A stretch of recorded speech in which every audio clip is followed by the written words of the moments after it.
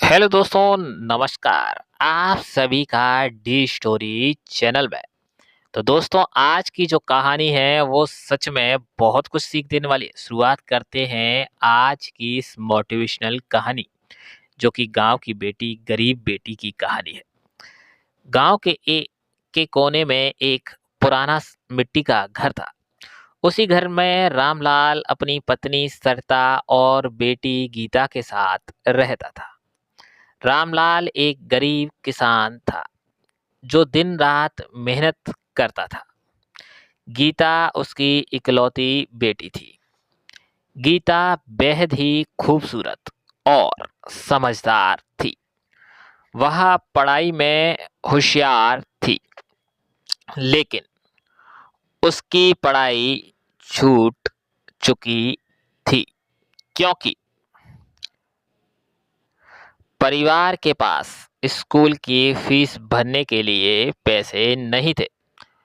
रामलाल और सरिता ने गीता की शादी के बारे में सोचना शुरू कर दिया था। गीता की उम्र 20 साल हो चुकी थी और गांव में लोग अब बातें करने लगे थे।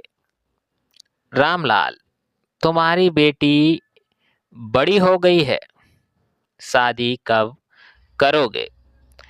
एक दिन उनके पड़ोसी ने तंज कसते हुए पूछा। रामलाल ने सिर झुका लिया। उनके पास बेटी की शादी के लिए पैसे नहीं थे। सरिता ने पति से कहा, हम गहने बेच देंगे या खेत गिरवी रख देंगे, लेकिन गीता की शादी अच्छे घर में करनी है। रामलाल ने सहमति जताई, लेकिन वह भीतर से टूट चुका था। एक दिन रामलाल के गांव के बाजार में बैठा हुआ था जब एक अनजान व्यक्ति वहां आया। उसने रामलाल से बात शुरू की और बताया कि वह गांव के पास के शहर से आया। वह व्यक्ति विनीत नाम का था और पेशे से शिक्षक था। उसकी उम्र लगभग 30 साल थी और वह लोगों की मदद करने में विश्वास रखता था। उसने रामलाल से पूछा, तुम इतने चिंतित क्यों दिख रहे हो? रामलाल ने उसे अपनी समस्या बताई। विनीत ने रामलाल की मदद करने का वादा किया। उसने कहा, मैं आपकी बेटी को पढ़ने में मदद करूंगा और साथ ही उसकी शादी में भी मदद करूंगा, लेकिन मेरी एक शर्त है। गीता को पहले आत्मनिर्भर बनाना होगा। रामलाल और सरिता को यह बात अजीब लगी। वे चाहते थे कि गीता की शादी जल्दी हो, लेकिन गीता ने कहा, पिताजी, मैं पढ़ाई करना चाहती हूँ। मुझे विनीत जी की बात सही लगती है।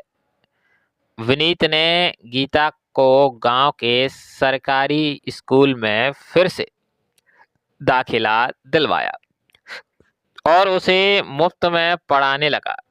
गीता ने दिन रात मेहनत की और अपनी पढ़ाई भी पूरी कर ली। उसने सिलाई कढ़ाई का काम भी सीखा और धीरे धीरे गांव में अपनी पहचान बना ली।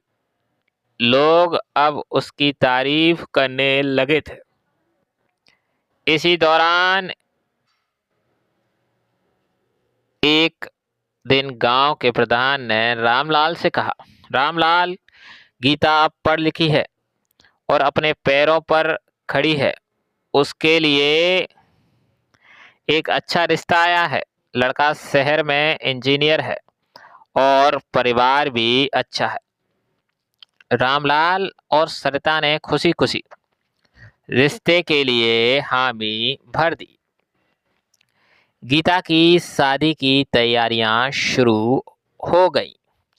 शादी के एक दिन पहले उस विनीत गांव आया और उसने रामलाल से कहा, मुझे आपसे कुछ जरूरी बात करनी है। विनीत ने बताया कि जिस लड़के से गीता की शादी हो रही है वह लड़का स्वार्थी और लालची है। उसने कहा उसने आपकी बेटी से शादी के बदले दहेज की मांग की है। मैं चाहता हूं कि आप इस शादी के बारे में फिर से सोचें। रामलाल और सरिता के पैरों तले जमीन खिसक गई। उन्होंने तुरंत गीता से बात की। गीता ने कहा, पिताजी, हम किसी लालची इंसान के साथ रिश्ता नहीं जोड़ सकते। मैं आत्मनिर्भर हूं और मैं अपने लिए सही निर्णय ले सकती हूं। गीता ने साहसिक फैसला लिया और शादी से मना कर दिया। यह खबर पूरे गांव में फैल गई। लोग रामलाल के फैसले की आलोचना करने लगे, लेकिन गीता अपने फैसले पर अड़िग रही।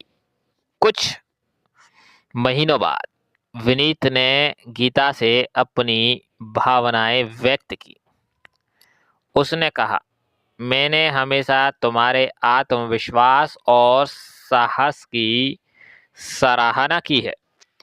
अगर तुम सहमत हो तो मैं तुमसे शादी करना चाहता हूं। गीता ने विनम्रता से कहा, मुझे आपकी बातों पर हमेशा भरोसा रहा है। मैं आपका प्रस्ताव स्वीकार करती हूँ। गांव में यह शादी बड़े उत्साह के साथ हुई। गीता और विनीत की शादी ने यह साबित कर दिया कि सच्चे रिश्ते पैसे या दहेज पर निर्भर नहीं होते। सीख, यह कहानी हमें सिखाती है कि आत्मनिर्भरता और सही फैसले लेने की क्षमता सबसे बड़ी ताकत होती है। आर्थिक तंगी चाहे जितनी भी हो, ईमानदारी और साहस से हर चुनौती का सामना किया जा सकता है। शादी का फैसला जल्दबाजी में नहीं बल्कि पूरा सोच समझकर करना चाहिए। गीता की कहानी हर उस बेटी के लिए प्रेरणा है जो समाज के दबाव में झुकने के बजाय अपने सपनों को पूरा करना चाहती है। तो दोस्तों, कैसी लगी आज की ये कहानी? गरीब बेटी की घर की कहानी है जो आत्मनिर्भर बनकर सब कुछ बदल दिया उसने जीवन का। तो इसी तरह हमें जीवन में अपने बच्चों को भी भविष्य देना चाहिए। उन्हें जकड़ना नहीं चाहिए उन बेड़ियों में जिन्हें से हम उन्हें आज़ाद कराने के लिए पैदा किए थे। अगर आपका बेटी या बेटा आत्मनिर्भर है तो यकीन मानिए वो सही रास्ता चुन ही लेगा।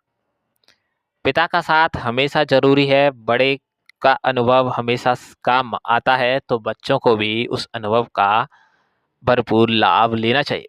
कभी-कभी बच्चे मनमर्जी से कुछ भी कर लेते हैं, फिर वो बाद में पछताते हैं।